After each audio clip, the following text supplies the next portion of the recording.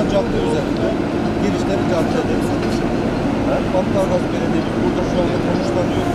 Biz sorununu da belki bir yerde çözecek. Şimdi bütün oteller merkezde yığılmayacak. Tabii şimdi 30.000 metrekareden 2 kat. Konsept olarak hem böyle yürüme alanları var, köprüler olacak, ortada bir ofisler, işte insanlar hem ticaretini yapıp hem ofisine gidebilecek. Biz 14 bloktan oluşmaktadır. Ofis, otel ve dükkan bağımsız bölümleri bulunmaktadır. 2 otopark katımız var. Toplam 11 katlı 14 bloğumuz var. Radyo temelimiz 140 santim. Toplam 4200 adet temel altı kazığımız var. Projemiz bu şekilde hızlı bir şekilde ilerlemektedir. Malatya'mız için prestij bir inşaat alanını ziyaret ettik. Eski hal pazarının yeri. Hal pazarı, hal binamızın yerinde kıymetli müdürümle açıklama yaptı.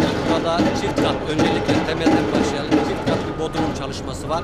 1000'e yakın aracın fevkalade park edileceği Malatya'mız için ciddi bir ihtiyaç olan otopark ihtiyacını bir kere karşılamış olacak. Bakanlığımızın prestij projesi diyoruz. Gerçekten prestij. 3 tane otel ve çarşı, ofislerden ibaret olan devasa bir komple. Hani minik bir şehir diyebiliriz.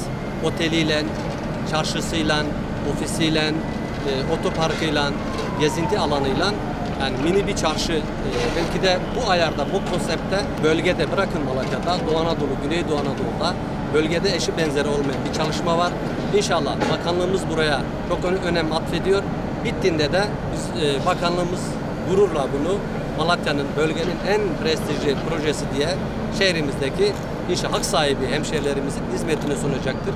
Bizler de Battalgazi Belediyesi olarak proje üstlenen arkadaşların sürekli yanındayız, işbirliği içerisindeyiz, irtibatlıyız, eksikleri varsa, bizim giderebileceğimiz eksikleri varsa yardımcılar olacağız inşallah.